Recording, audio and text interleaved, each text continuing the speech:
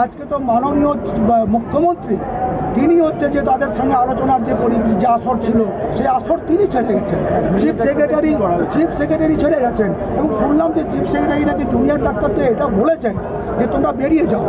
আমরা chief secretary যদি এরকম কথা বলে থাকেন, আমরা তার এই মন্তব্যটার নিন্দা করছি যে এইরকম জুনিয়র ডাক্তারদের ডেকে এনে তাদেরকে যদি তিনি বলেন যে বেরিয়ে যাও, এর চেয়ে দুঃখজনক মন্তব্য কোনো একজন সরকারের সর্বোচ্চ অফিসারের কাছ থেকে এই মন্তব্য আমরা আশা করি না। এই মন্তব্য তিনি কেন করলেন আমরা তাও জানি না। তিনি আলোচনার পরিবেশটাকে আরও এখানে নষ্ট করলেন বলে আমাদের ধারণা। এবং এই পরিস্থিতিতে আমি আমার জুনিয়র ডাক্তার বন্ধুদের কাছে বলবো, আপনাদের সিদ্ধান্ত আপনারা কি করবেন। কিন্তু আমার মনে হয় যে এই সরকারের সঙ্গে আলোচনার মাধ্যমে এই সমস্যার সমাধানের পথ বোধ হয় আর নেই, এটা আমাদের বারবার মনে হচ্ছে।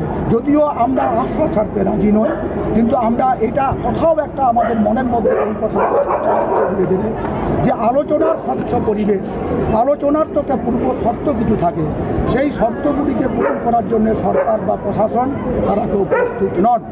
আমরা মনে করি যদি এখন এই মুহূর্তে আলোচনার একটা পরিবেশ তৈরি করতে হয়, অবিলম্বে যে কথাটা আমরা বললাম, অবিলম্বে এই প্রশাসনের যে সমস্ত শীর্ষকর্তাগুলির নাম আমরা বলেছি বারবার, health secretary, director of medical education, director of health service, commissioner of police, এদেরকে আপনি অবিলম্বে অপসারণ করুন এবং হচ্ছে মেডিকেল কাউন্সিলকে ভেঙে দিন। এবং হচ্ছে যারা এখনও পর্যন্ত এমপি এমএলএরা সবাইকে একটা হুমকি দিচ্ছে, জনগণকে খেপাচ্ছে, এদের বিরুদ্ধে উপযুক্ত প্রশাসনিক ব্যবস্থা গ্রহণ করুন। এবং হচ্ছে যে সুপ্রিম কোর্টের কাছে মিথ্যা তথ্য দিয়ে তদন্তকে বিভ্রান্ত করার চেষ্টা থেকে বিরত হন। এই পদক্ষেপগুলি যদি আপনি অবিলম্বে গ্রহণ করেন, প্রশাসন যদি গ্রহণ করে, তখন আমরা বুঝবো যে প্রশাসন কিন্তু সদর্থক একটা দৃষ্টিভঙ্গি, একটা ভূমিকা পালন করছে।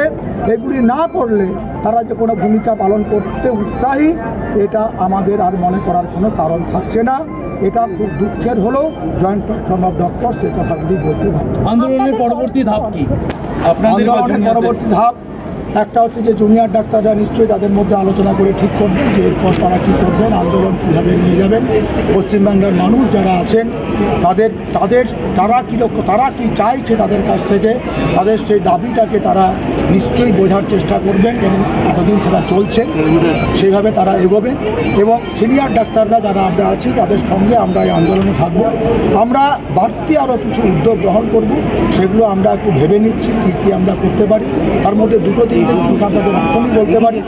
একটা হচ্ছে যে একটা যেমন ডাক্তারদের এটা আন্দোলন চলছে, সেই সঙ্গে যারা হচ্ছে যে চিকিৎসক সমাজের এই আন্দোলনের সঙ্গে পশ্চিমবাংলার যে বৃহত্তম জনসমাজের সঙ্গে যুক্ত হয়েছে, আমরা দেখেছি তাদের মধ্যে বহু মানুষকে রাস্তায় দুটো কলম দুটো কিছু লেখার জন্যে বা হচ্ছে যে দুর্নীতির কাগজপত্রগুলো পৌঁছে দেওয়ার জন্যে তাদেরকে থানায় ডেকে পাঠানো হচ্ছে।